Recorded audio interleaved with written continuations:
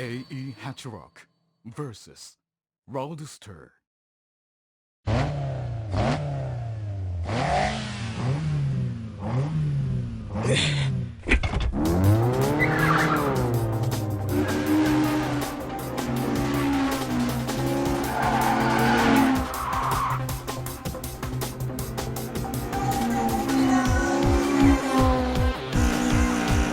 先行を選んだのは俺にとっては正解だ。自分のリズムを狂わされたらダウンヒルは命取りだからな。勝ち負けよりも自分の力を全部出し切ることが重要なんだ。なんてツッコミだ。やばいくらいだ。こ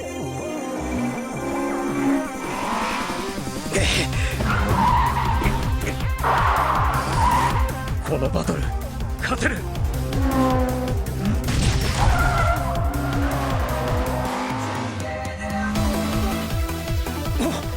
ありつかれた。なぜなんだ。俺は乗れてるんだ。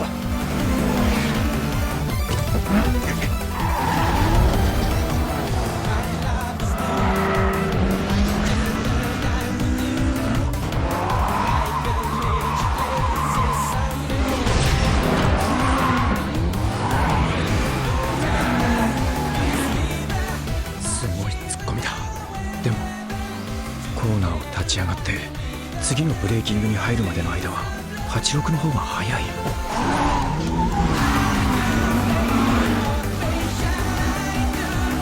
とてつもないドライバーだ。振り切れねえ。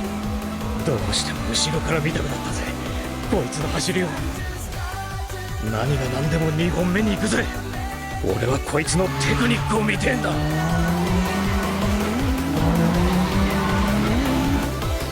ラインが見えた。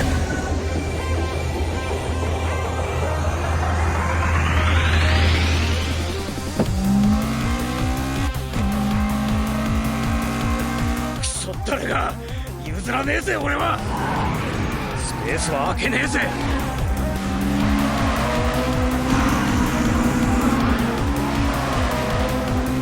野郎、蓋のない速攻をものともしねえのか。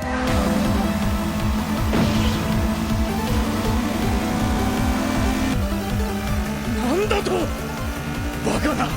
お前一体どこを走ってんだ。抜かれた。俺夢でも見てんのか。今のはなんだ。何が起こった。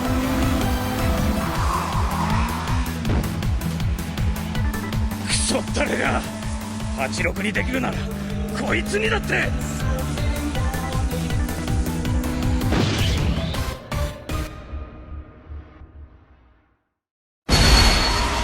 ダメだ、戻れねえ。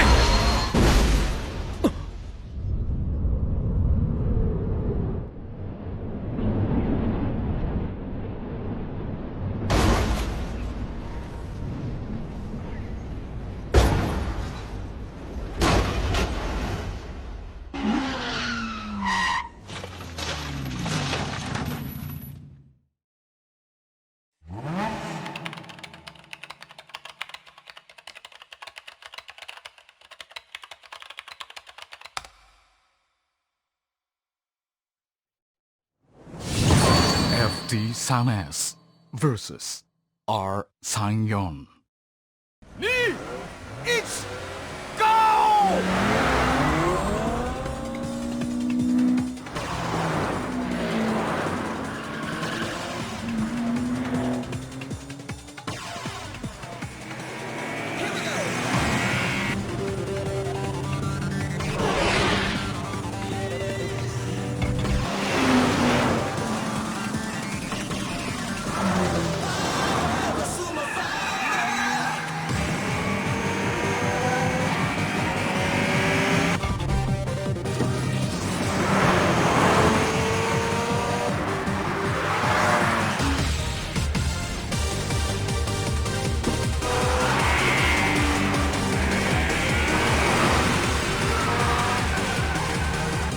ストレートの伸びがある。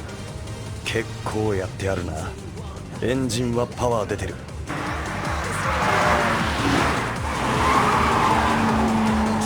だが問題はそのパワーをどれだけ使えるかだろう。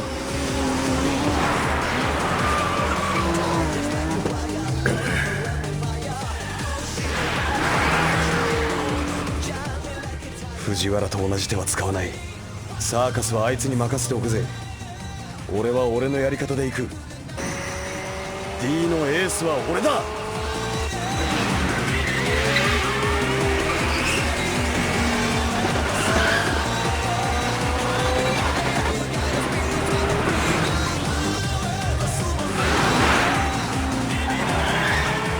決して軽くはない34だけど、それをグイグイ引っ張り上げる心臓をこいつは持ってる。ヒルクライムはパワーだ。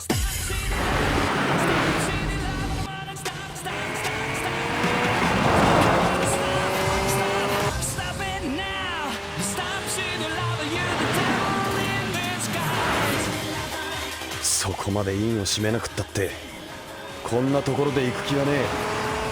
同じ手は使わねえって決めてんだよ。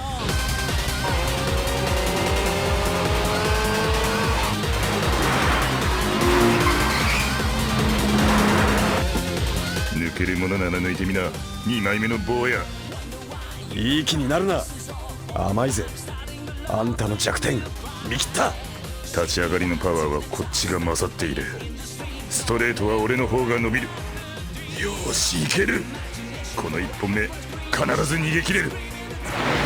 ふざけたコーナリングしやがって。面白みのねえ走りだぜ。パワーを生かして踏める区間だけきっちり踏んでいこうってことか。だけど峠の詰め方はそんなにシンプルじゃねえ。俺に言わせりゃその走りは甘い。ストレートだけ踏むならバカでもできる。こっちだって伊達に理論派の兄貴にしごかれてきたわけじゃねえんだ。見せてやるぜ、高橋涼介直伝の本物の最速理論を。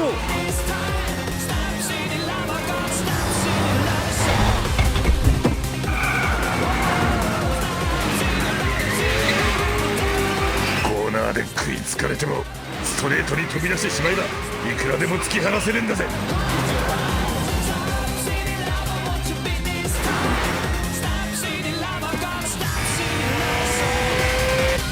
何？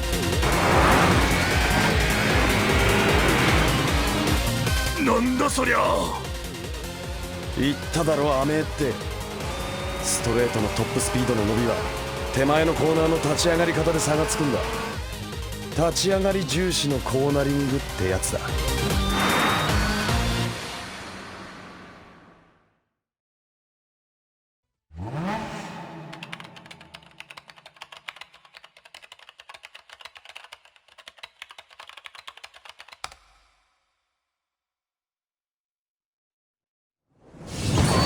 Sileti vs Altezza. じゃあ行くぜ。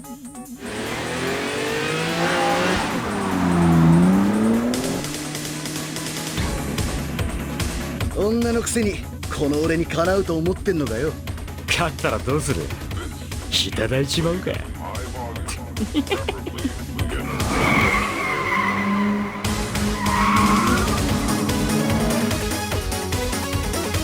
いいよ、勝負はいつもの C121 の出口。負ける相手じゃない。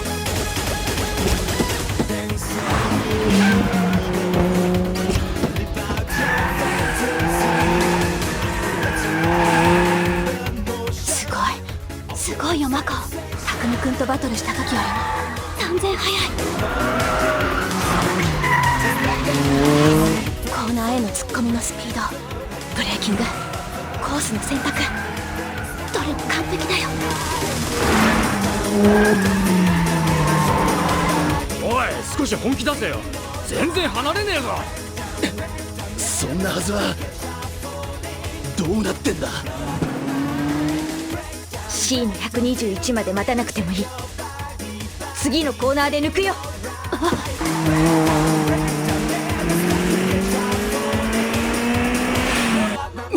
嘘だろ。おい、信じらんねえ。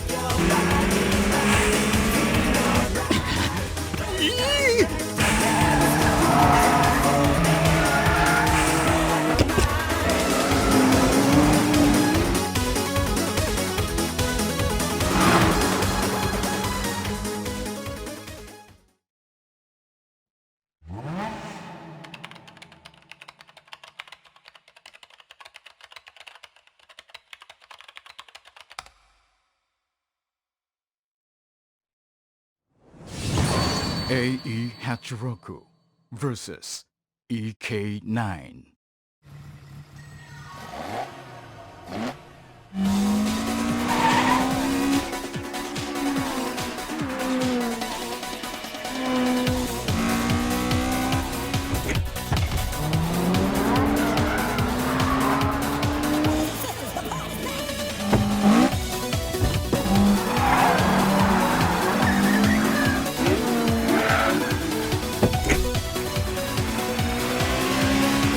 たった一晩このコースを走っただけでこのレベルまで来れたやつが今まで東道塾にいたかよ。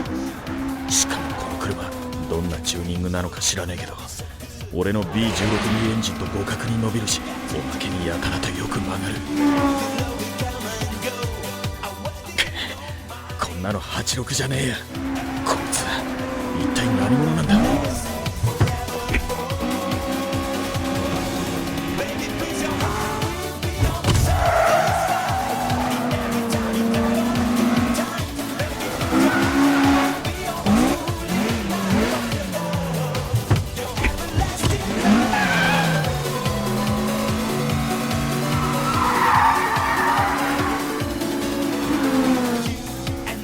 よく聞けよ藤原。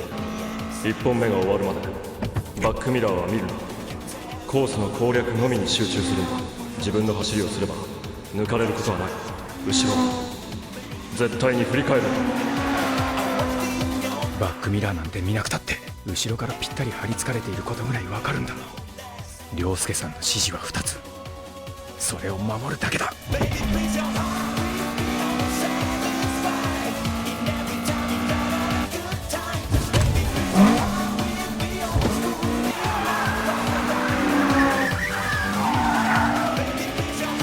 しらけるぜ。全くどっちだけだ。1本目後追いを選んだのが失敗だった。これじゃまるで俺が手こずってるみたいじゃねえかよ。それじゃあ2本目。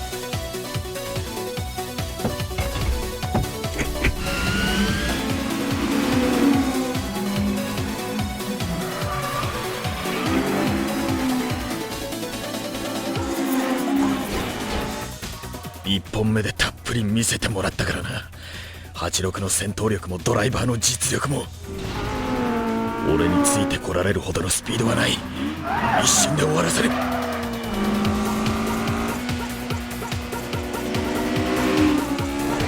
速い。すっげえやばい。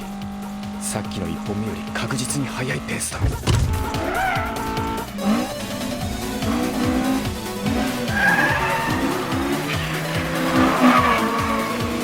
振り切れない。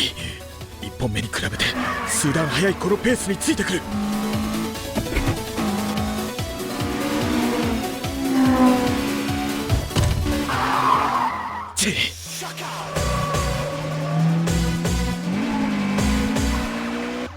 なんてこった。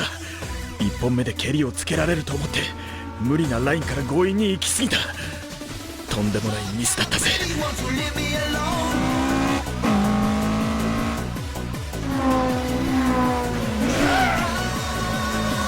やっぱり気のせいじゃない。向こうのツッコミが急に鈍くなってきた。タイヤか。この速い EK をぶち抜いて終わらせるぜこのバトル。なんだと。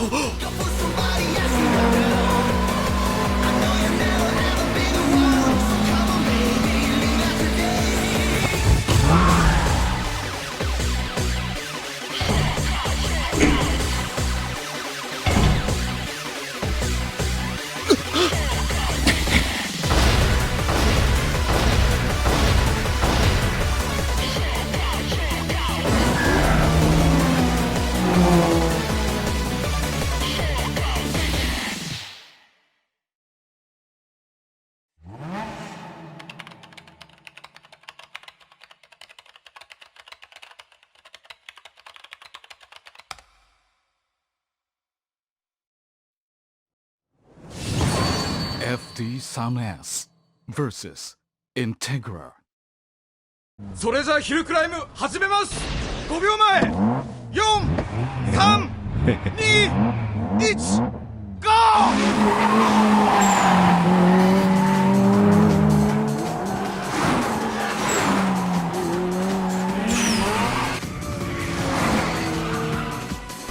あついてこいよ。俺の仕掛けたトラップはもう始まっているんだ。東道塾のいやらしさを見せてやる。大輝の敵は俺が取る。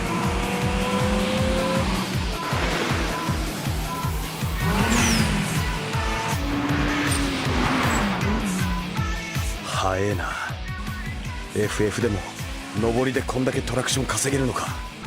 インテアールとターボの組み合わせは大正解だった。この車がもともと持っている抜群の運動能力に加えて上りをグイグイと引っ張るこのトルク。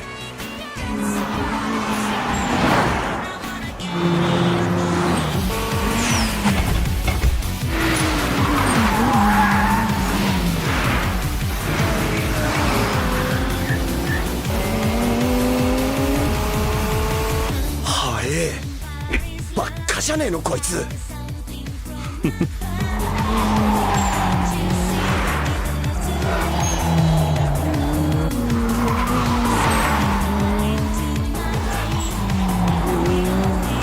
さすがに走り込んでる。地元はすげえと思ったが、ようやくつかめてきたぜこいつのリズムが。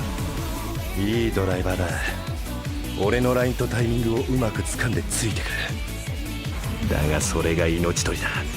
ぽっかりと口を開けた落とし穴がお前を待ってるぜ。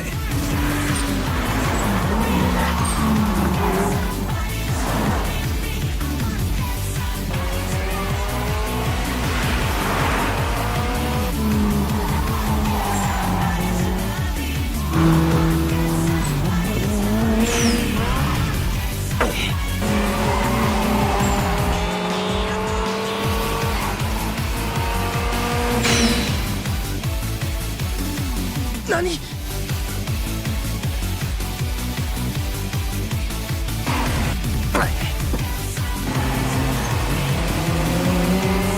くそやられた。逃がさねえぞ。絶対追いつく。しまった。リズムに乗せられて突っ込まされた。行くな。そっちじゃない。戻ってくれ。よっしゃ抜けた。なんだと。あれを立て直すとは。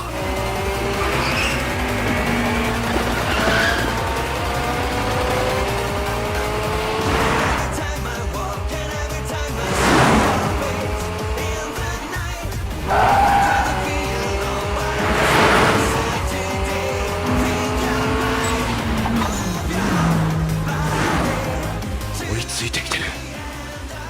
何が何でもこのままゴールするぜ。頼むぜ B18C ターボ。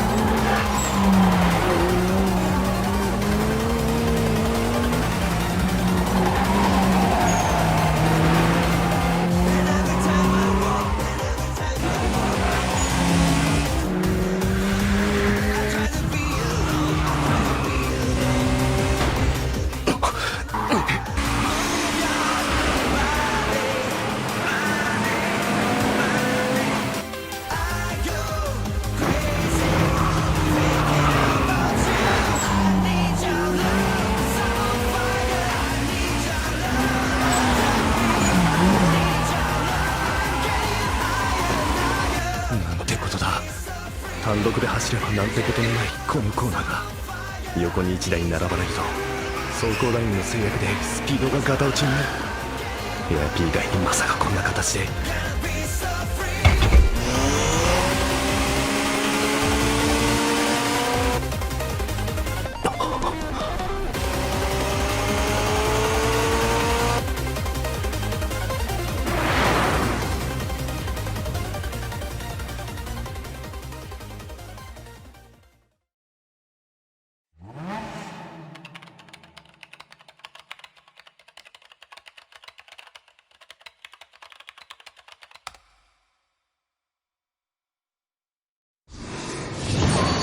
A.E. Hachiroku vs.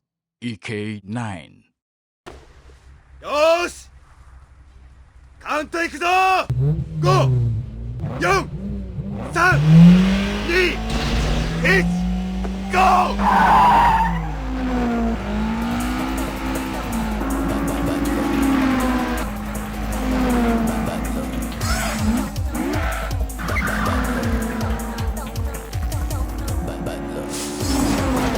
見通しが悪く狭かった道路がここから急に変わる。核復興時が終わった新設の第2セクション。見た目は綺麗だが路面はひどいもんだな。アスファルトの継ぎ目がバンピーで跳ねまくる。かなりパワーは出てるようだが86の古いサスペンションでどこまで踏んでいけるかな。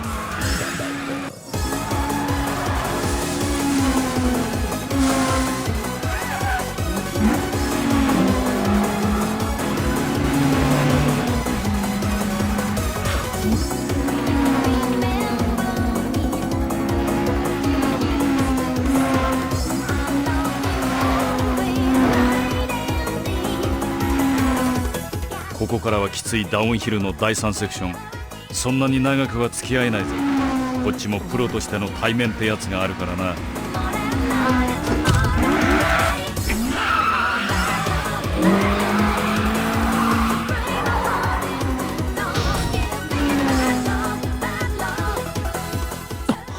こんなとこでくそ早え。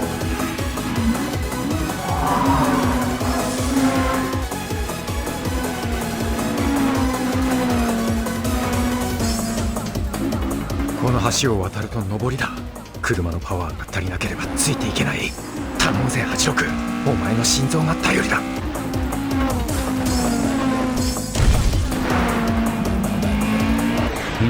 なんだ、離されずに食いついてくるがちょっとした珍事だぜ。ストレートの速い FD に対応してこのコースでトップスピードが出るポイントにギア比を合わせたことがここに来て裏目に出ている。後ろの86の方がギアのつながりがいい。まさか86を出してくるとは。これは確信犯だ。向こうのリーダーは頭がいい。だがこの86は抜かれてから確実に集中力を増してきている。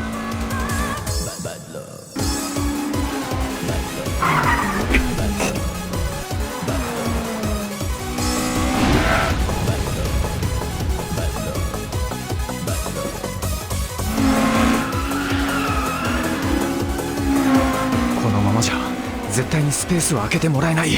どうする。見えなければいいんだ。やってみるしかない。今だ。いない。86がミラーから消えた。これは俺の車の音じゃない。いるのかそこに。なんだと。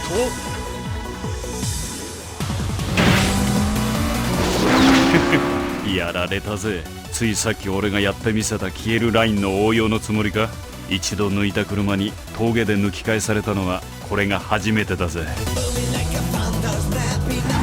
こっからは遠慮しねえぜ。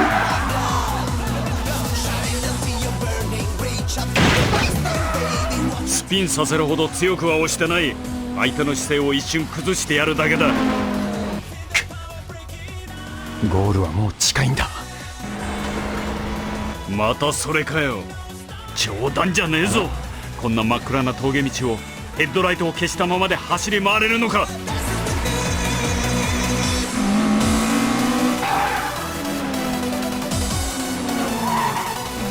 諦めないぞ。隙があれば絶対行く。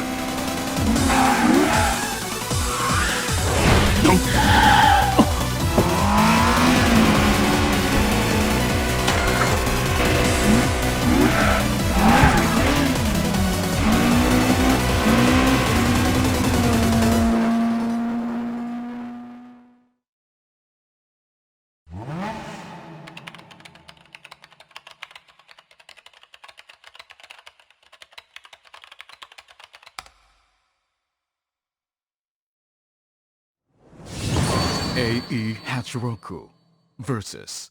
Impressa.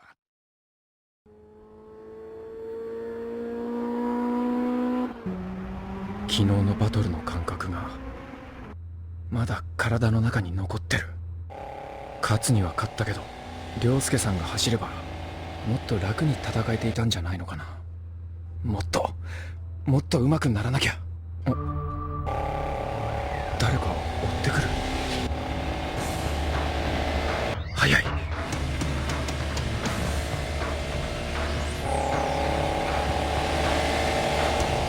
煽ってくる。どうすっかな。譲る気分じゃないよな。それにアキナのダウンヒルだしな。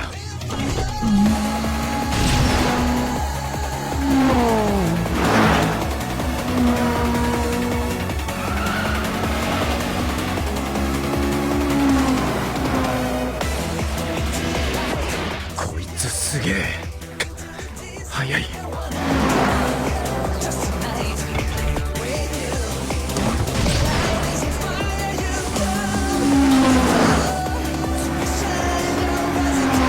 こうなったら奥の手を出して意地でも振り切ってやる。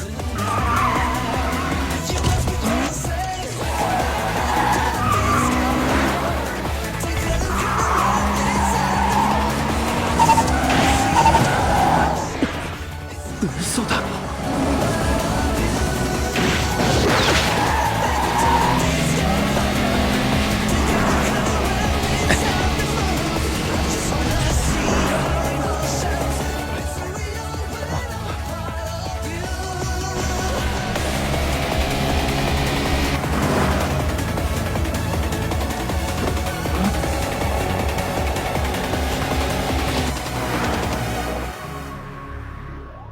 ダメだ。ブレーキングで詰められない相手じゃ手も足も出ないや。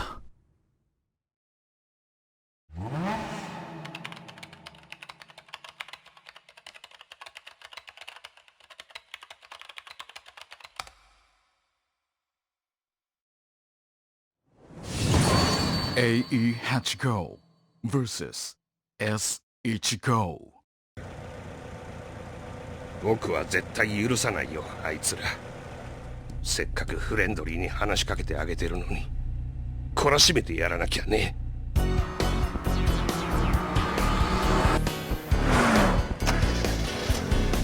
よし、こっちも行くぞ。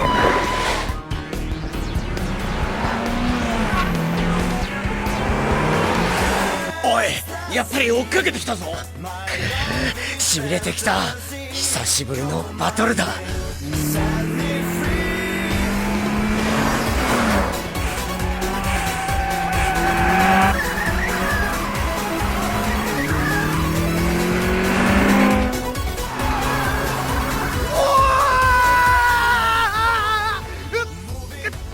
たくみ、お取り込み中すいませんが聞いてもいい？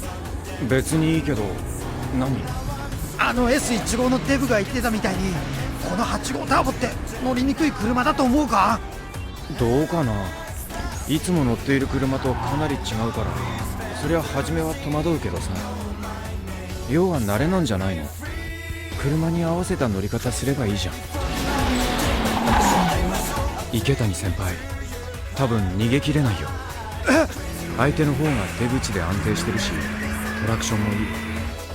お前本当に匠か？やばい、池谷先輩に抜かれるぞ。マジ？く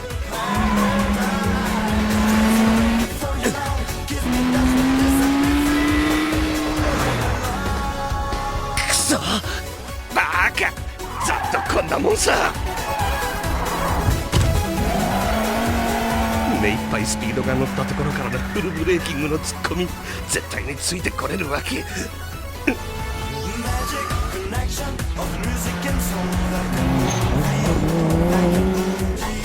すぐ後ろにいるよ。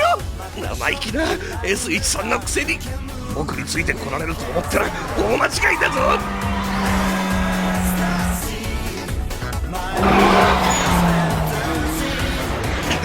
離れたと思ったのにこんな近くに。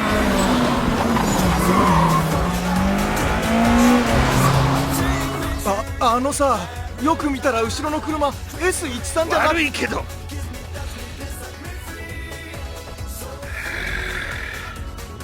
100% 集中するぞ。まだだ、今だ。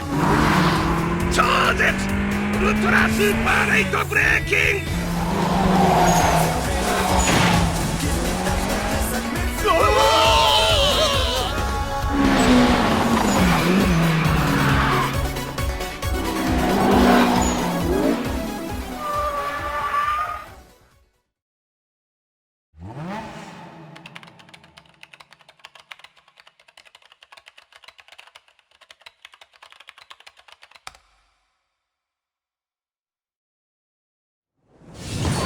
FD Sam-S vs FD Sam-S。 それじゃスタートします。ゴー。うまいけどなんでだ。わけわかんねえ。俺がよっぽど乗れてないのか、それともセッティングの失敗か。焦るな、まだ始まったばかりじゃねえか。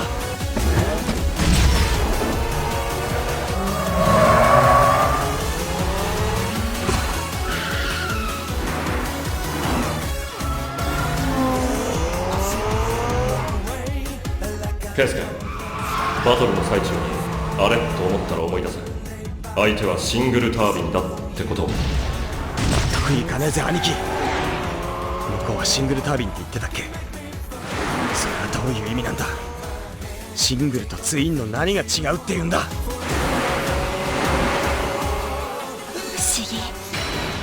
峠を攻めていてこんな充実した気分になれたことない。私はただ見てほしいだけ。それだけで私幸せ。見ていてねダーリン、これが私なの。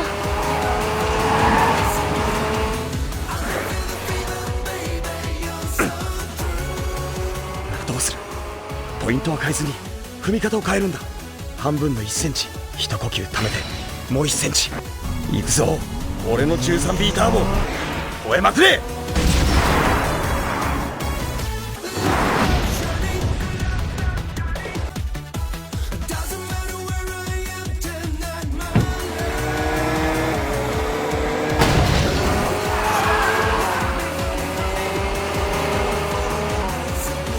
ゴールが近い。このまま行けば2本目に入れる。そうか、分かったぞ兄貴。シングルタービンの弱点。情けねえ、バカすぎたぜ。なんでもっと早く気づかなかったんだ。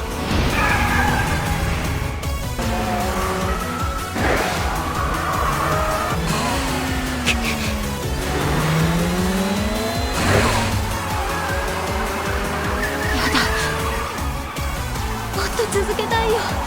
終わらせたくないの。行かないでダーリ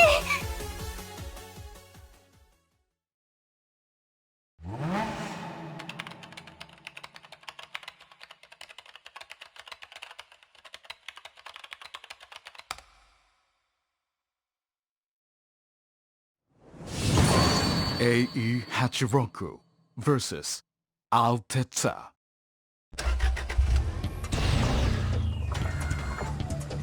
それじゃカウントいきます。ついていけないのは承知の上さ。だけど少しでも長くこの86の走りを見ておかなきゃ。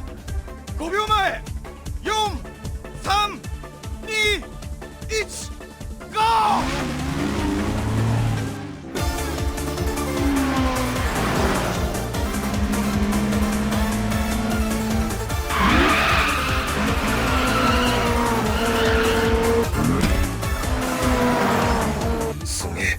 っていうかやばいぜ。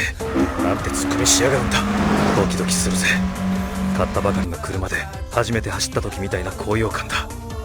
さあ見せろ、超人的な技術とスピードの本質と。スタートしたらしばらく後ろの車に付き合って。一つ目のヘアピンを過ぎたらあとは遠慮しなくていい。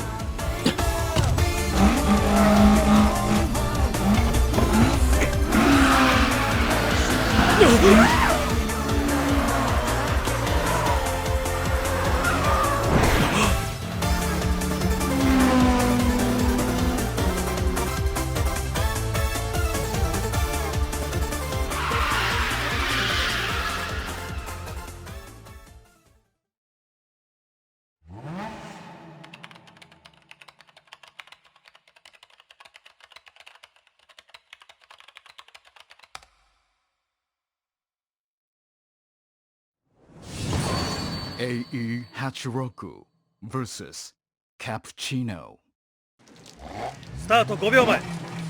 4、3、2、1、ゴー。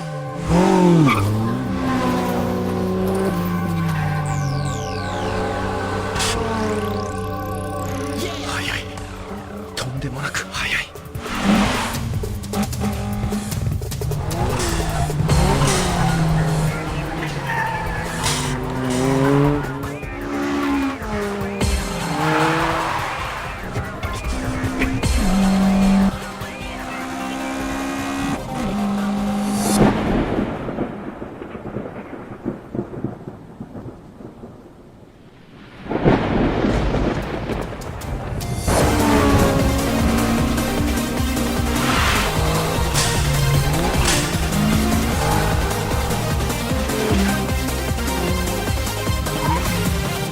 路面とタイヤとの接触面での摩擦の割合、ミューが低ければ低いほどコーナーではアンダーかオーバーのどっちかが極端に出る。どこまで行ってもニュートラルな車がありゃ結構だ。そんな車はこの世に存在しない。だったらコントロールできないアンダーステアよりコントロールできるオーバーステアを初めから作っておくんだ。それが俺のやり方だ。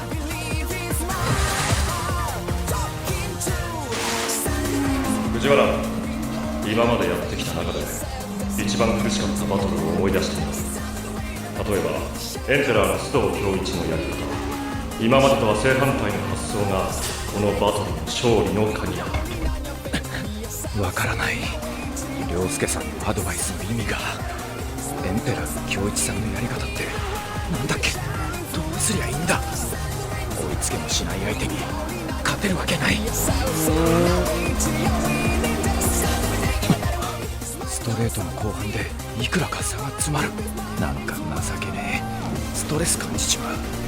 意地でも追いついてプレッシャーかけてやりたい。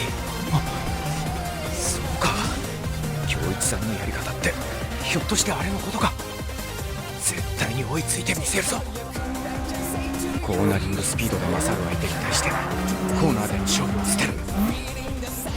減速して早めに車の向きを変え加速に移るタイミングを速くする。アクセルを踏む時間を少しでも長く取るんだ。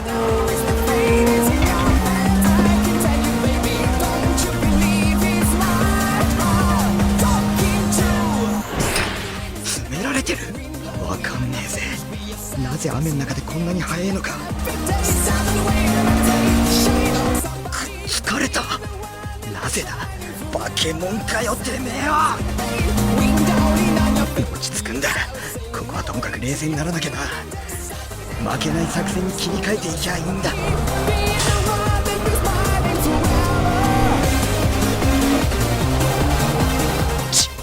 ふざけんなよ。無茶なことは考えないでおとなしくそこにいりゃいいんだ。ここだ。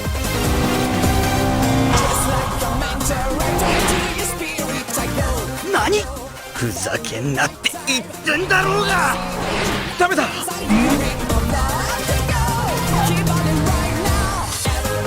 やっぱ自分よかコーナーの速い相手にカウンターは無理か。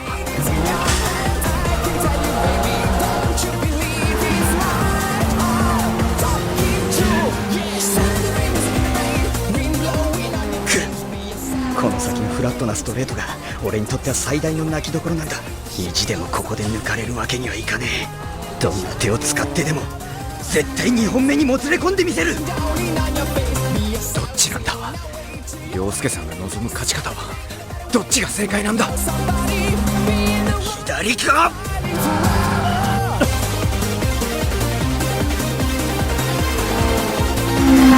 そこまでやるのか。そっちがそのつもりなら。消えた。86がミラーから消えた。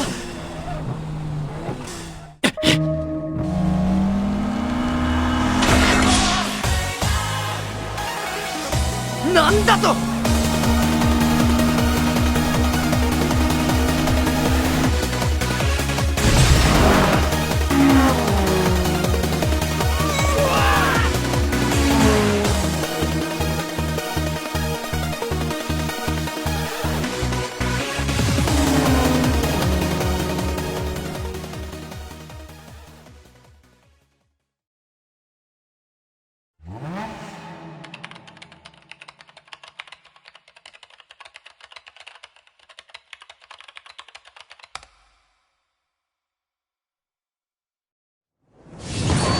FD Sound S vs. AE Hachiroku.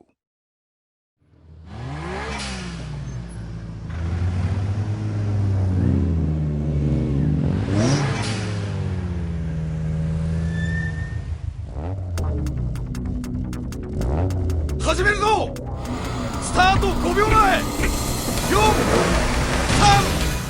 2、1、GO！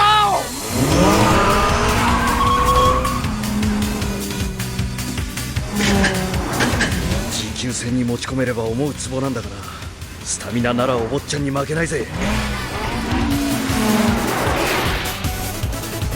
ドライバーとドライバーの勝負だぜ。ストリートファイトはハートが強い方が勝つんだ。考えたな。スーパーチャージャーとは扱いやすいパワーってわけか。こいつは手こずりそうだ。短期決着ってわけにもいかないぜ。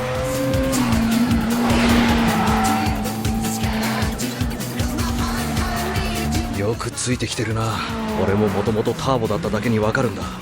ハイパワーターボで濡れた路面は難しい。敵ながらいい腕してやがるぜ。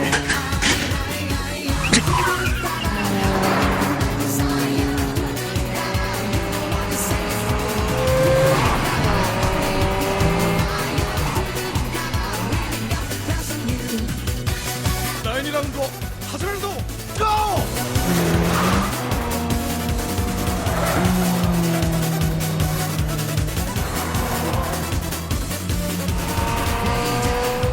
さすがについてくるか。無理もねえな。こんだけミュウが低くちゃエンジンのパワーの半分も使えてねえからな。俺の FD の本領はもっと高速レンジのバトルじゃなきゃ出せねえぜ。前の俺なら切れてたかもしれねえけど、ここんとこ取り組んでたアクセルワークの特訓が役に立ってる。とにかく我慢だ。チャンスは必ず来る。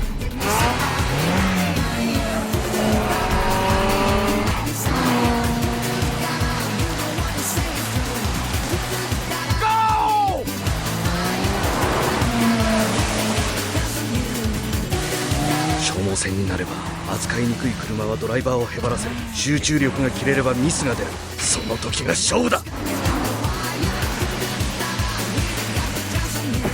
くそ、負けねえぞ。少なくともこの展開になればモチベーションの勝負だ。レビンの動きがさっきから少しずつ怪しくなってきている。向こうも疲れてるな。そろそろこっちからアクションを起こしてみっか。目いっぱいプレッシャーかけて揺さぶってやる。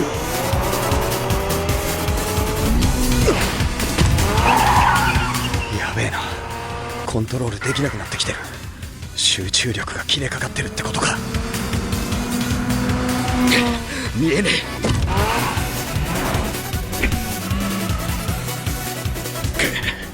この先は大きく回り込んだ左中速コーナーのはず。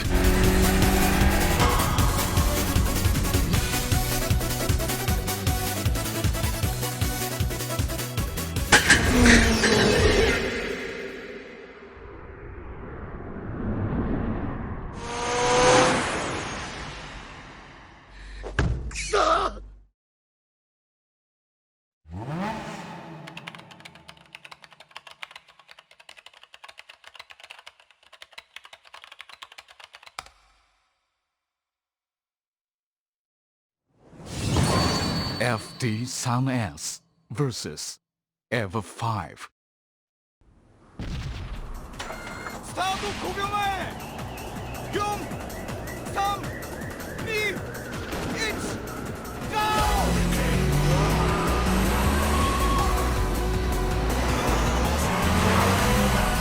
1、向こうが慣れない車に戸惑ってるうちに一気に突き放す。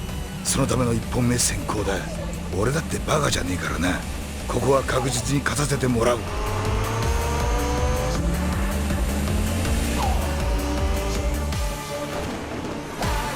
思ってた通りパワーが出てるし、足回りも癖がない仕上がりだ。サンキューな。いい車だぜ。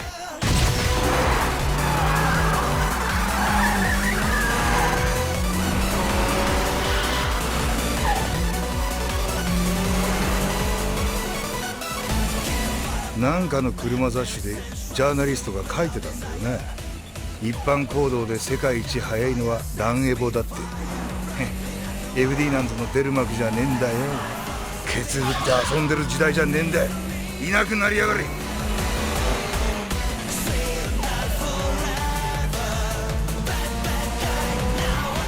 離れねえ。なんでだ。気に入らねえ。こっちはランエボなんだぜ。練習もしてねえやつがなんでついてこれんだよ。ちんたら走ってんじゃねえよ。ランエボが泣くぜ。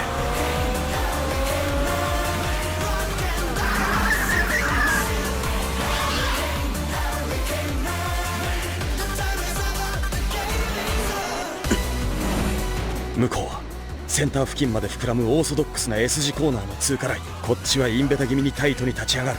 ラインが苦しい分ランエボのテールが一時的に離れるが、次の左に対してワイドにラインを描いてコーナリングスピードを稼ぐ。そしてコース最長のストレートでぶっちぎる。そいつで勝負だ。それ以上寄ってくんだ。こっちはもうスペースがねえんだよ。うわーバカ野郎。おい、なんだよ。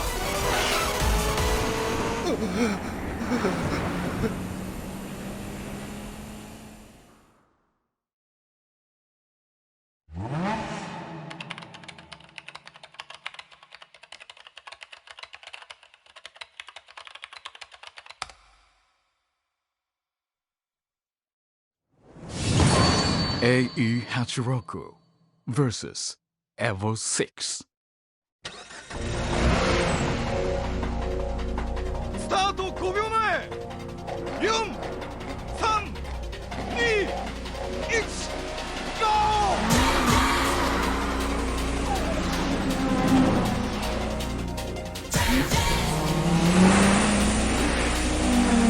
こっちだってまともなやり方でプロジェクト D のダウンヒラーをちぎれるとは思っちゃいねえ。気持ちよく走らせないことが肝だぞ。頑張るなってことさ。何も面倒なことは言っちゃいない。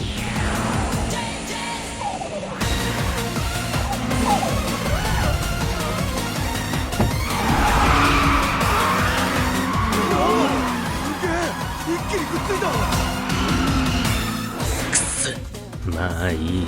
終盤の高速セクションに入れば離れるはずだ。スピードレンジが違うんだよ。86なんかとはな。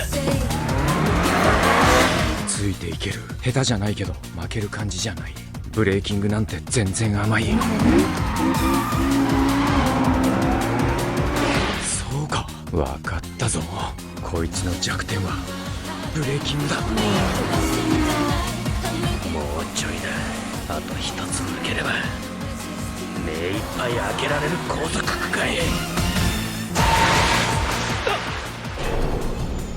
なんだ、フロントタイヤのグリップが効かねえ。よし、ちくしょう、インに寄せすぎたせいで残ってたオイルに乗っちまったんだ。くっそ、誰か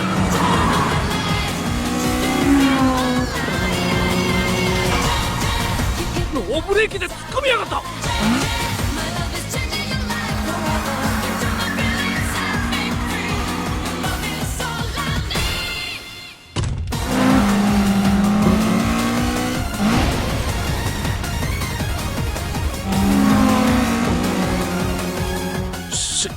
信じられねえ。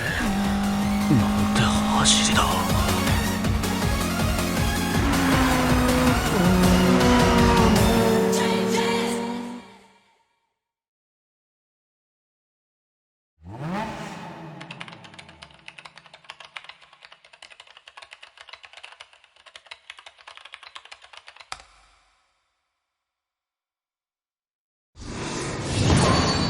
FD3S vs. R34. カウントいきます。5秒前。4、3、2、1、ゴー。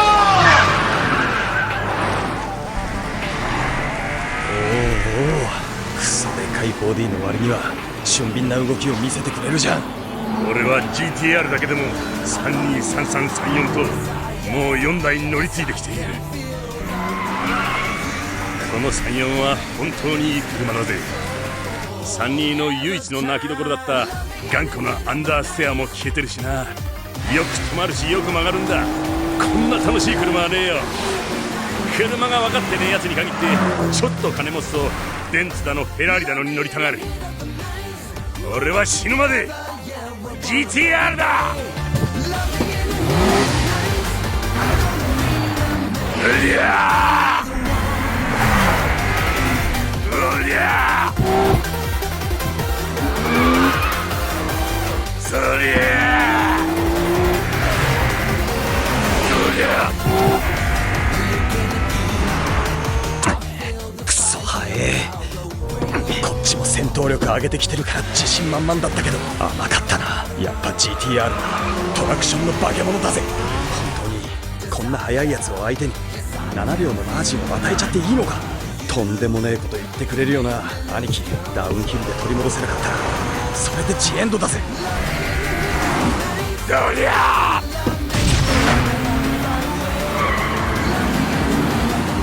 ーいいぞいいぞ、いい感じだ。いけー。よーし、ついてきてるな。そう来なくっちゃ。せーの。腹はくくったぜ。俺がやることは右足に最高の仕事をさせるだけだ。兄貴が追いつけるって言うんなら追いついてみせるさ。コーナーの入り口から出口にかかる横 G のレベルを一定に保つ。タイヤの負担をコントロールするんだ。コーナーの出口ではアクセルをワイドに開けてダッシュ。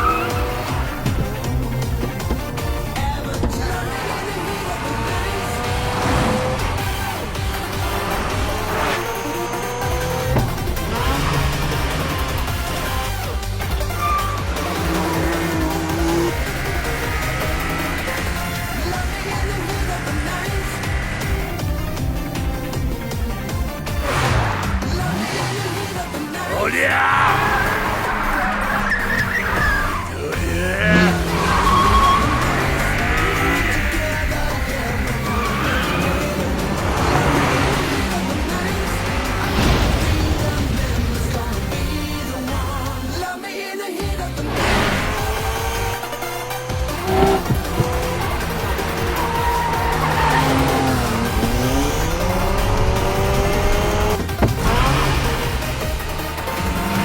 離されたか。いや感じる。この先にいる。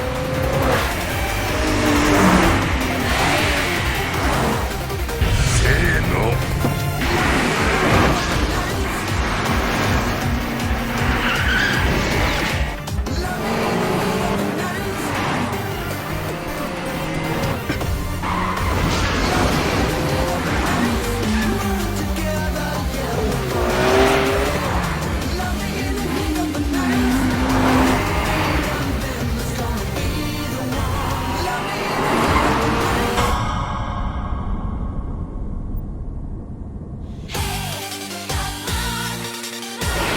見えた。よーし4秒。いやもっと少ないかも。折り返し地点より確実に詰まってる。ゴッドフットのおっさんより俺の方がダウンヒルでは勝ってる。こっからが勝負どころだぜ。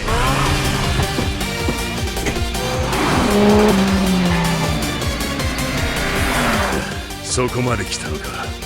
思ったよりやるな。これは初めからそういう種類のバトルなんだからな。どりゃ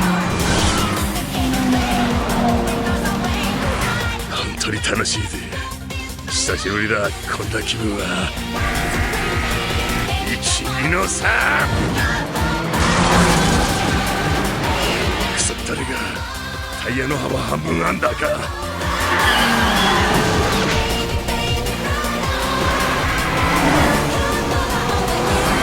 目と鼻の先まで来てやる。あんだけあったマージンも今やほとんどなしか。上等だ。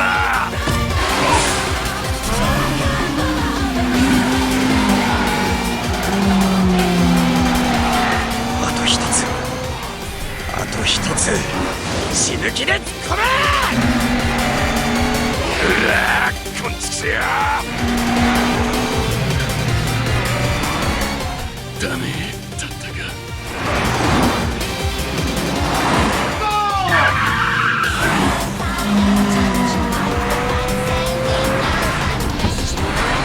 嫌味だぜおっさん。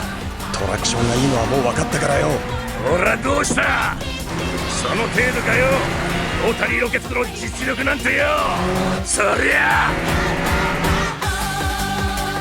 無理だぜ。どれだけのパワーがあるのかは知らねえけど、こんなとこじゃ絶対抜けない。そんな感じか。大体分かったぜ。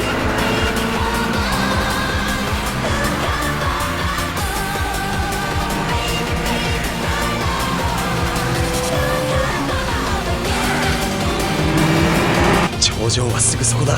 もうすぐ登りきる。いけるぜ、このバトルもらった。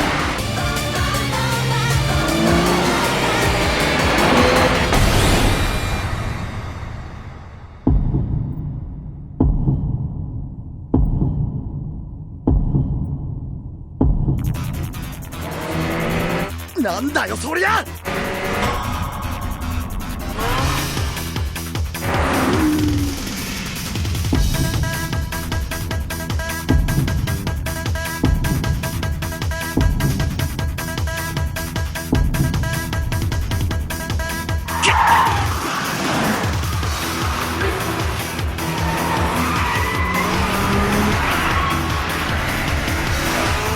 やられた。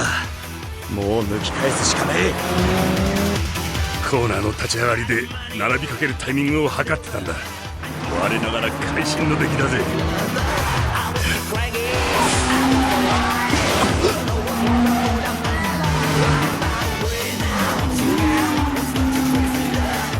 ドリフトか。そっちがその気なら。何？ここまで派手にやる予定はなかったがな。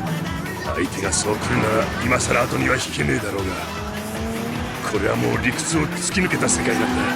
誰にも批判はさせねえぜ。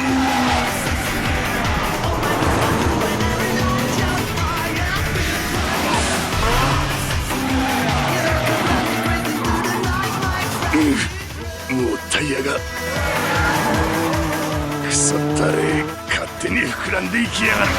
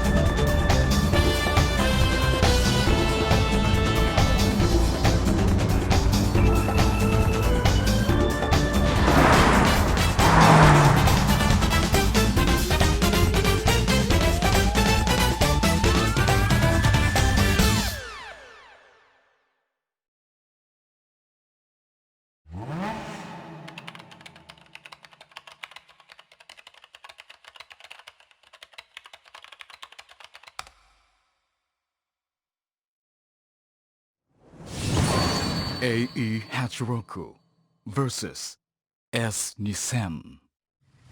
それではカウントいきます。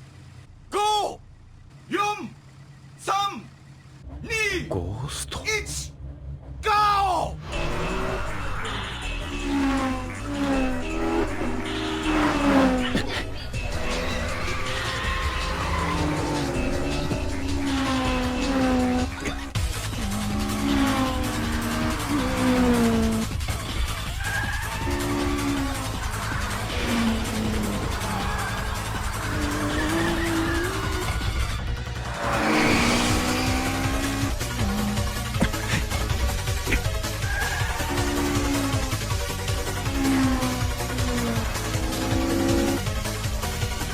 早い。とてつもなく。思った通りなかなかやるな。そっくりだ。この感じ、もやもやとまとわりついてくる圧力、インプレッサーを転がしているどっかのクソ親父と嫌になるくらいそっくりだ。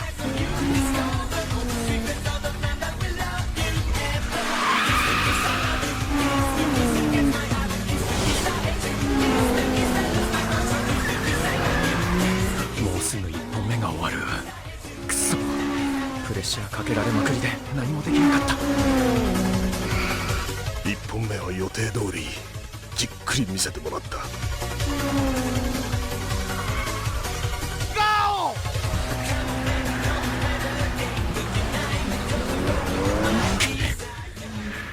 厳しいな。いっぱいいっぱいのいいところだ。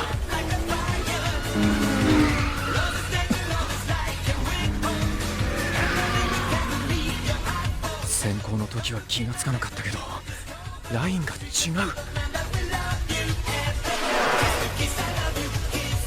俺の考えてたベストなラインと違うところがいくつもある。インにつくタイミングが早かったり遅かったり、普通のセオリーと違う。ここではそれが正解なのか。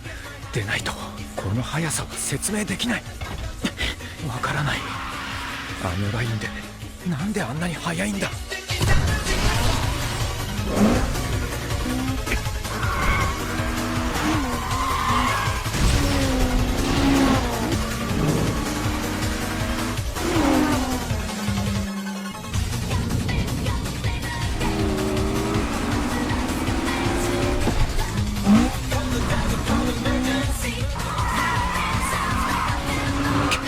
タイヤがもうやばい。連続 S 字の8つ目から9つ目、微妙にリズムが変わるポイントがある。さらにその一つ手前、そこだ。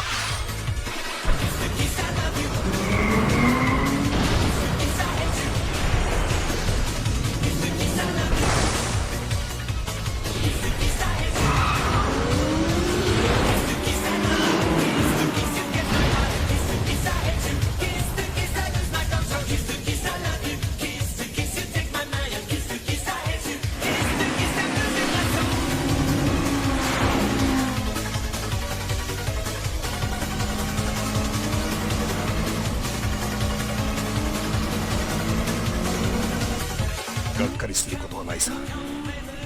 決して君が下手なわけじゃない。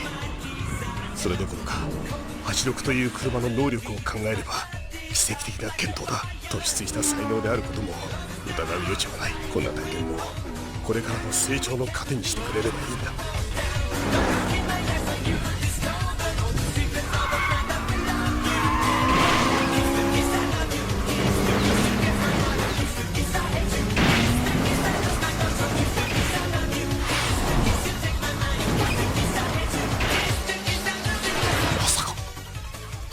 開いていない。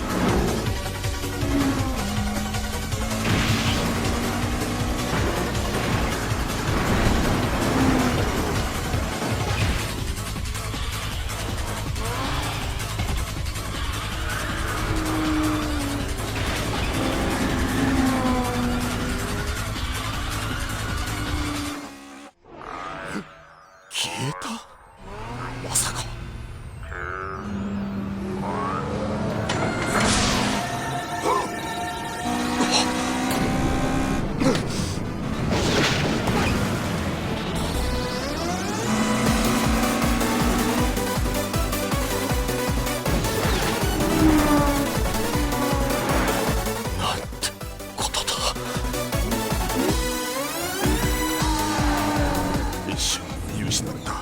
まさかあれほど鋭いカッティングで飛び込んでくるとは。神がかりのドライビングだぜ。ギリギリまで釈放されたこっちの車ではあれと同じことはできない。下回りのスカスカな旧車ならではのウルトラ C だぜ。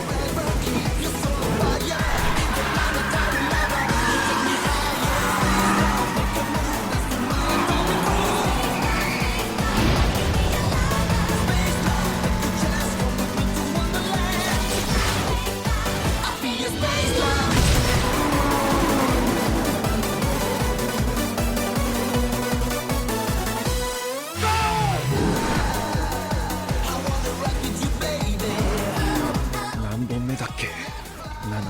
7、いや8か。頭の中がまだ混乱している。全力で逃げて先行逃げ切りを目指していくか、秒で集中力がなくなる前に1本だけ見せてやる。いわゆるレコードラインアタックというやつだな。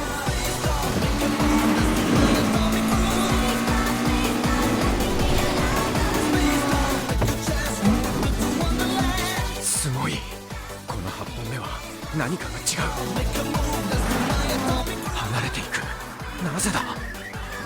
どこで差がつく。何が違う。ゴールが近い。このままじゃ負ける。ゴールはこの先だ。このまま離せれば。なんとかしなきゃ。できることは何でもやってやる。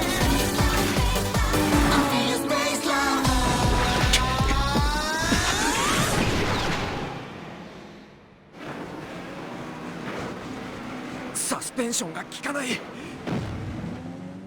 やっちまった。負けた。そう、集中力があと少しなんだ。